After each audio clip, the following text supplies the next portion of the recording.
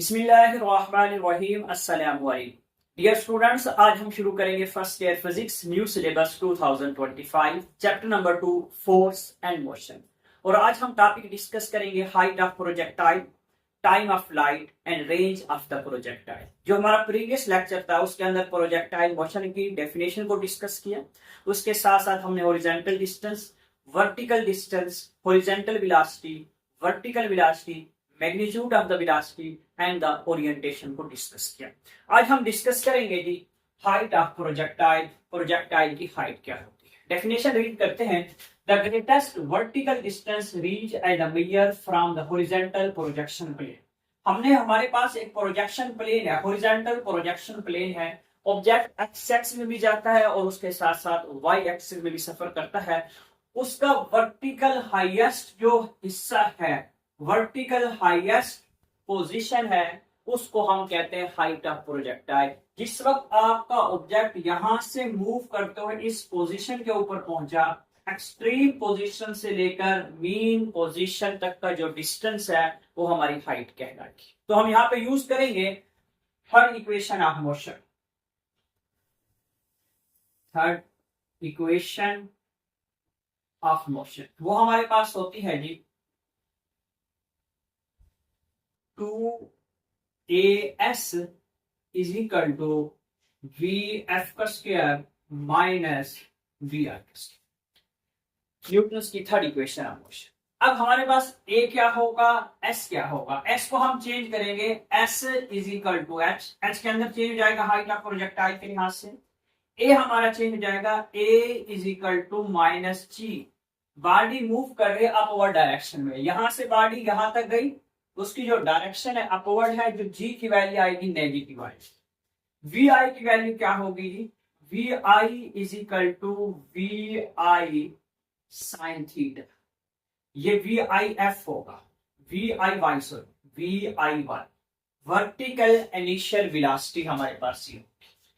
V F की value क्या होगी, वी एफ हमारा क्या हो जाएगा, ये जीरो। हाईएस्ट पॉइंट के ऊपर जो वर्टिकल वेलोसिटी होती है वो जीरो होती है, हॉरिजॉन्टल वेलोसिटी की कोई ना कोई वैल्यू होती है। तो ये वैल्यूज हम इसके अंदर पुट करेंगे तो हमारे पास आ जाएगा जी 2 minus g into h is equal to 0 minus V I का स्क्वायर साइन स्क्वायर थीटा, जिसको हम लिखेंगे minus 2 g h is equal to minus V I का square sine square theta. Minus के साथ minus cancel, h is equal to we I square sine square theta dividing by 2g। तो ये हमारे पास आ जाएगी जी हाइट ऑफ प्रोजेक्टाइल। प्रोजेक्टाइल की जो हाइट होगी इस फार्मूले के जरिए हम फाइंड कर सकते हैं। यहाँ पे एंगल क्या है, g की वैल्यू क्या है, इनिशियल वेलोसिटी क्या है, इस तरीके से हम जो प्रोजेक्टाइल है उसकी मैक्सिमम हाइट हम फाइंड कर सकते हैं। नेक्स्ट हमारे पास आ जाता है टाइम ऑफ फ्लाइट। हमारे पास फ्लाइट है, ये यहां से ऑब्जेक्ट मूव करता है, यहां से मूव करता हुआ यहां तक पहुंचता है। इस पूरी की पूरी फ्लाइट के ऊपर जो टाइम लगता है उसको हम टाइम ऑफ फ्लाइट कहते हैं, वो हम फाइंड करेंगे। तो देखते हैं हम the time taken by body to cover a distance from place of projection of the plane where it hits the ground is called the time of flight। हमने ऑब्जेक्ट को यहां से मूव करवाया, यहां से मूव करता हुआ इस जगह के ऊपर पहुंचा, सरफेस पे जाके हिट करता है। जिस वक्त सरफेस पे जाके हिट करता है, इस जगह से लेकर ये पूरा सफर करते हुए यहां तक जिस वक्त पहुंचता है, तो जो टाइम लगता है उसको हम टाइम ऑफ फ्लाइट कहते हैं। तो यहां पे हम यूज करेंगे second equation of motion. S is equal to VIT half AT square. ये हमारे पास फार्मूला होगा। अब देखें S की जगह हम लिख देते हैं S इज इक्वल टू, डेटे को थोड़ा सा चेंज करेंगे, S is equal to H। और H हमारा क्या होगा जी, 0 होगा। यहां से मूव करता हुआ जिस वक्त यहां पे आया, उसका डिस्टेंस तो हो सकता है लेकिन उसकी जो हाइट होगी वो 0 होगी, क्योंकि सरफेस सेम है। यहां से मूव करता हुआ इस जगह के ऊपर आया, सेम सरफेस है। इनिशियल और फाइनल पोजीशन के दरमियान कोई ना कोई डिस्टेंस हो सकता है, लेकिन जो उसकी हाइट होगी वो हाइट 0 होगी। उसके साथ इनिशियल वेलोसिटी क्या होगी, वी आई वाई के लिहाज से देखेंगे, वी आई हमारे पास आ जाएगा जी sine theta. Acceleration a is equal to minus g के अंदर चेंज हो जाएगा। आपका ऑब्जेक्ट अपवर्ड मूव कर रहा है, जिस वक्त अपवर्ड मूव कर रहा होता तो एक्सेलरेशन माइनस जी के अंदर चेंज हो जाता है। तो वैल्यूज हम यहाँ पे पुट करेंगे, एस की जगह हम लिखेंगे जी H, h is equal to we I T plus a 1/2 8 square. H हमारे पास 0 है, वी आई की वैल्यू है जी वी आई sine theta into t minus 1/2 g t square. ये माइनस का इधर आके जमा हो जाएगा, half g t square is equal to we I sine theta into T.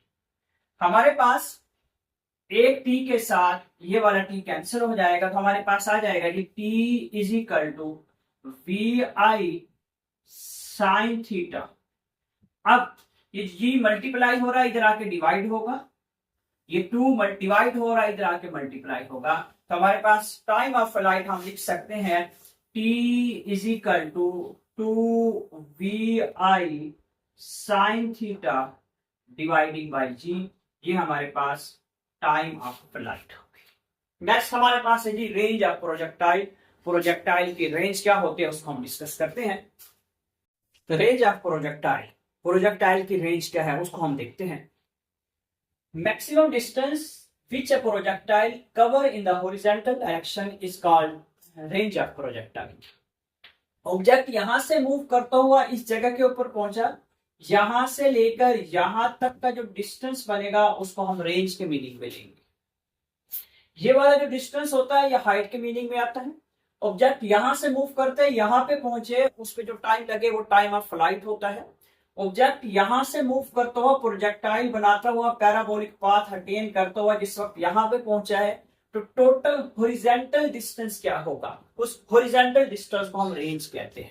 तो हम फार्मूले के जरिए फाइंड करें तो हम लिखते हैं s is equal to V multiply t, V X आ जाएगा, और s is equal to V multiply t.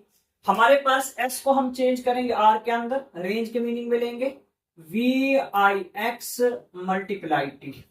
यहां वी आई एक्स भी लिख सकते हैं, वी एफ एक्स भी लिख सकते हैं, क्योंकि हॉरिजॉन्टल की जो वेलोसिटी होती है वो हर जगह के ऊपर सेम रहती है, क्योंकि हम एयर फ्रिक्शन को निगलेक्ट करते हैं। तो हमारे पास आ जाएगा जी R is equal to we I cos theta multiply t time of flight. T से मुराद यहाँ पे टाइम ऑफ फ्लाइट है। टाइम ऑफ फ्लाइट हमारे पास होता है t is equal to 2 V I sine theta dividing by g. ये टाइम ऑफ फ्लाइट होता है, अभी हमने किया था। ये वाली वैल्यू हम यहाँ पे पुट करेंगे 2 V I sine theta dividing by g. तो हम इसको रीअरेंज करेंगे आप, R is equal to V multiply V I, तो हमारे पास आ जाएगा जी V I square 2 sine theta cos theta dividing by g. अब बात को समझेंगे थोड़ा सा। ये हमारे पास पड़ा है 2 साइन थीटा कॉस थीटा। ये पूरे का पूरा एक फार्मूला होता है, वो हमारे पास होता है R is equal to we I square sine 2 theta dividing by g. ये हमारे पास है जी रेंज ऑफ प्रोजेक्टाइल। जो प्रोजेक्टाइल की रेंज होती है उसका फार्मूला ये है 2 साइन थीटा कॉस थीटा बराबर होता है साइन 2 थीटा। मैक्सिमम रेंज किस वक्त होगी? मैक्सिमम रेंज उस वक्त होगी जिस वक्त हमारे पास ये जो टर्म मौजूद है sine 2 theta is equal to 1 हो। साइन 2 थीटा इक्वल टू 1 उस वक्त होगी जिस वक्त अगर हम यहाँ पे एंगल 45 डिग्री पुट करें। यहाँ पे जिस वक्त एंगल 45 डिग्री होगा तो 2 मल्टीप्लाई होगा 45 के साथ 90 हो जाएगा, तो साइन 90 इज इक्वल टू 1, तो हमारे पास मैक्सिमम रेंज आ जाएगी। तो हम लिख सकते हैं R max is equal to we I square sine 2 into 45 dividing by g, तो हमारे पास आर मैक्स आ जाएगा, R max is equal to we I square dividing by g. ये हमारे पास मैक्सिमम रेंज का फार्मूला होगा। जिस वक्त एंगल, इस जगह के ऊपर एंगल अगर 45 डिग्री हो तो हम जो रेंज है वो मैक्सिमम रेंज हम हासिल करते हैं। अब कुछ रिलेशंस हमने लिखे हैं, relations between height of projectile and the range of projectile, relation between height of the projectile and the time of the flight. मुख्तलिफ किस्म के रिलेशंस हैं। ये जो फार्मूला है H is equal to 1/4 r maximum. जिस वक्त आर मैक्सिमम हो तो हमारे पास जो हाइट होगी वो रेंज के मुकाबले में 4 टाइम्स लेस होगी। इसके साथ हमारे पास जिस वक्त हमारे पास टाइम दिया गया हो तो हम हाइट फाइंड करना चाहे तो इस फार्मूले के जरिए हम हाइट फाइंड कर सकते हैं। ये दोनों आए किस तरह है, यानी कि H is equal to r dividing by 4, ये कहां से आया है। H is equal to g t square dividing by 8, ये कहां से आया। ये मैं एमसीक्यूज के लिहाज से टर्म है, लॉन्ग के लिहाज से नहीं है। Height of projectile and the range of projectile दोनों को कंपैरिजन किया तो हमारे पास ये फार्मूला बना, जैसे कि स्क्रीन पे आपको नजर आ रहा है कंपैरिजन। टाइम ऑफ फ्लाइट और हाइट ऑफ प्रोजेक्टाइल दोनों को, time of flight and the height of the projectile दोनों को कंपैरिजन किया तो हमारे पास ये फार्मूला बना, जैसे कि स्क्रीन के ऊपर आपको दिखाया भी गया है। अब हम यहां पे देखते हैं कि हमारे पास मैक्सिमम, मिसाल के तौर पे हमारे पास यहां से लेकर यहां तक कोई ना कोई रेंज आ गई है। मैक्सिमम एंगल 45 डिग्री था तो उसकी हाइट क्या होगी। सपोज कर लेते हैं H is equal to r हमारे पास है जी 100 मीटर तक है और उसकी हाइट क्या होगी, H is equal to 25 meter उसकी हाइट। इस फार्मूले के जरिए हम डायरेक्ट फाइंड कर सकते हैं। अगर आपको रेंज दे दी जाए तो हाइट कितनी होगी, इस फार्मूले के जरिए हम डायरेक्ट फाइंड कर पाएंगे। नेक्स्ट जी, अगर हमारे पास टाइम दे दिया जाए, टाइम दे दिया जाए और बता दिया जाए, पूछा जाए कि हाइट कितनी होगी, तो हम डायरेक्ट, हमारे पास कोई ना कोई टाइम मौजूद हो, दोनों को कंपैरिजन करके ये फार्मूला निकला है। हमें क्या दिया जाता है, सपोज करें H is equal to g, time दे दिया जाता है कि 2 second dividing by 8। H is equal to g, g की वैल्यू 10 पुट कर सकते हैं, यहां पे आ जाएगा जी 4 डिवाइडिंग बाई 8। तो हमारे पास H is equal to g dividing by 2, suppose कर लें 10 डिवाइडिंग बाई 2, तो हमारे पास H आ जाएगा जी 5 मीटर। अगर आपके पास टाइम 2 सेकेंड दे दिया जाए तो आपकी जो हाइट होगी वो 5 मीटर होगी। 4.98 भी हो सकती है, अगर यहाँ पे हम वैल्यू पुट करें 9.8, 10 भी पुट कर सकते हैं। एमसीक्यूज के लिहाज से उसके क्लोज हम आंसर के करीब पहुंच जाते हैं। तो इस तरीके से हम डायरेक्ट ये वैल्यू फाइंड कर सकते हैं। ये टॉपिक लॉन्ग के लिहाज से नहीं है। Relation between height of projectile and the range of projectile, relation between height of the projectile and the time of flight, ये एमसीक्यूज के लिहाज से बहुत ही है। मैं उम्मीद करता हूँ आप लोगों को लेक्चर समझ आया होगा।